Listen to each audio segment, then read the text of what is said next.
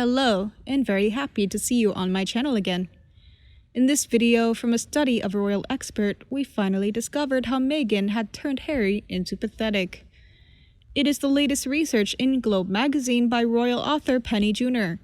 She told a catastrophic story from how adorable Harry was to a brutal Meghan. She opens her article as follows. Prince Harry hid this new, mean, self-absorbed side of himself quite well until he met and married Meghan Markle. We all thought of him as the lovable, affable, silly, funny, generally happy man. Sure, Prince Harry was competitive with his older brother Prince William, but imagine being number 2 in one's family, and the competitiveness made complete sense. The author of Prince Harry, Brother, Soldier, Son, continues, "We knew William and Harry loved each other and were close, despite their destinies being so disparate. Where Prince William excelled in the classroom and received a 2-to-1 degree in geography from the University of St. Andrews in Scotland, Harry did better outside the classroom. He loved being in the military, and when Harry became a working royal, he looked pleased to meet people and he dealt with the press intrusion by letting them get their shots and then going on his way. It worked. The royal author thinks that Harry was once very lovely," she said. "Prince Harry was universally loved, not just by the people of the UK, but the world over, including the US. We all knew about his antics, but he seemed to have settled down in recent years pre-Meghan. And all anyone wished for was the younger prince to have a supportive wife, the way Prince William had found a gem in Catherine Middleton. We knew Harry loved kids and would make a wonderful father, so people were genuinely excited for Harry when he looked like he had found a woman to marry. But many people knew from just their engagement interview that something was amiss. The couple didn't have their story straight, and Meghan spoke over Harry too often. I personally did not pick up on any issues until the wedding day. I thought it was strange for a woman to ask the groom's father to walk her down the aisle. I would have asked an uncle or brother, but I didn't know Meghan had ulterior motives, and that included this pretty little narrative she thought would make for a lovely story, and that story would ultimately make her wealthier than any of the royals. And when it came to Meghan, she said painfully, Meghan is charming when she wants to be, and she quickly isolated Harry from his friends and family. They weren't invited to dinners at Harry's friends' homes any longer, because Meghan refused to sit where the hostess had placed her. Meghan, the feminist, had to sit right beside her man and fondle him throughout the night. That's sickening any way anyone looks at this. I tell the couple to find a room, and no, not in my home, thank you, but go home and touch all they want." Meghan's tackiness didn't come off well in the aristocratic circles into which Catherine had been welcomed.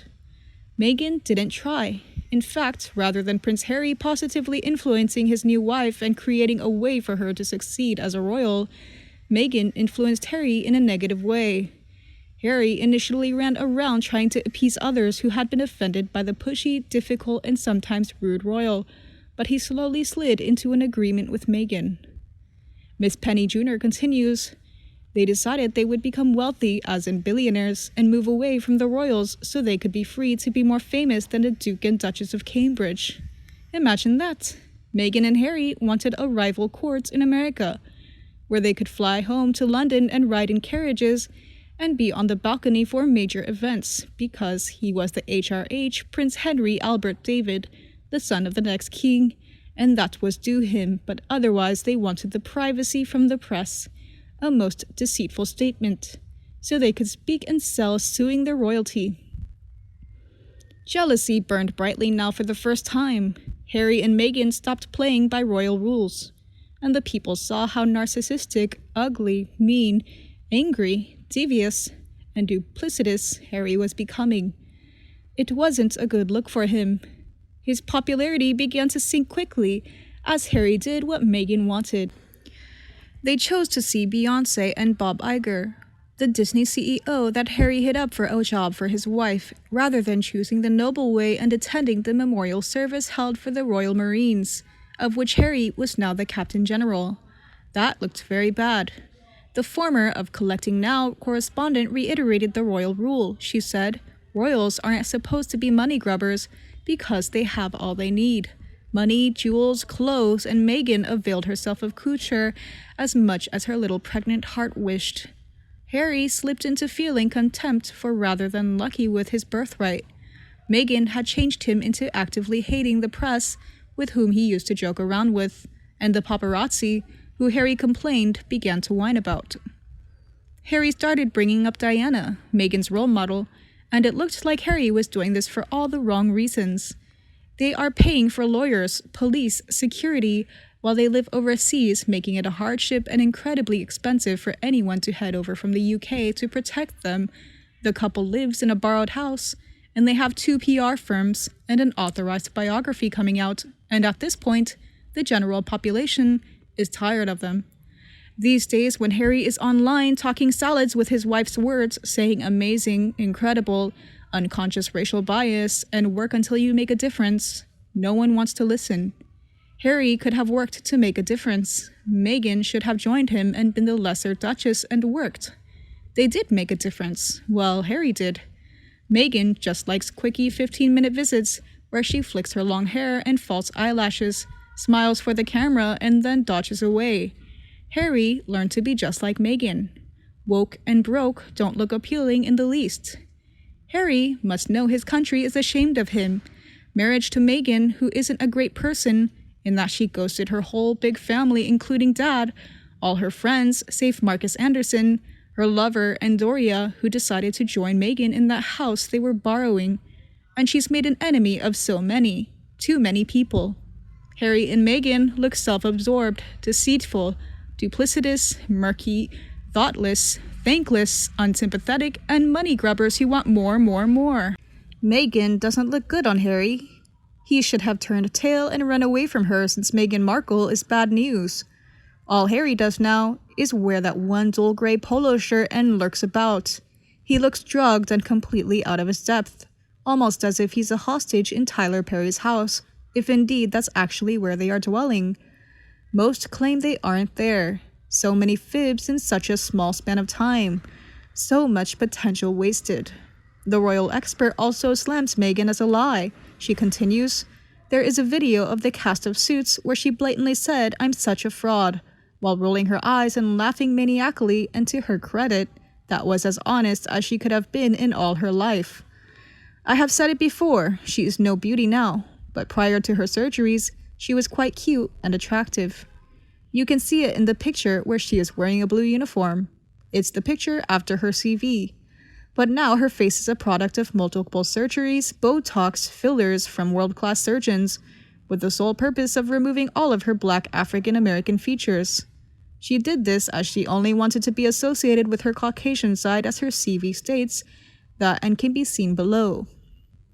There is a really no hate on my part, it's now leaning more to pity. She had subjected herself with too many surgeries to her interpretation of what real beauty is. She misrepresented her intentions to Harry, and Harry, being so gullible and malleable, believed everything she said. Unbeknownst to him, the main agenda was to marry Harry with that stupendous circus of a wedding, attend some functions as their duty to look the part of utter devotion of service. Meanwhile, collect and buy designer outfits costing £1 million worth of ill-fitting clothes. She had that big brouhaha about her supposedly difficult pregnancy. Spread the propaganda that she was being constantly bullied and subjected to undue racism when it never happened. And to put the icing on the cake, she did that very pitiful interview that nobody asked her if she was okay. Now that everybody sees and knows her real true intentions and motives, everything that her estranged family said, the naysayers, the press has said and portrayed her to be, has been accurately true. And now, H has even disrespected his ancestors about the Commonwealth. I am sure if H even knows what he is talking about, their situation is getting worse. You don't make an enemy out of the firm.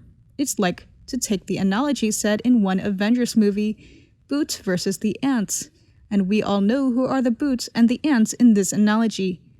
Now, after all that drama, media litigation, hustling, planning, and subterfuge, Meghan's plan came into fruition.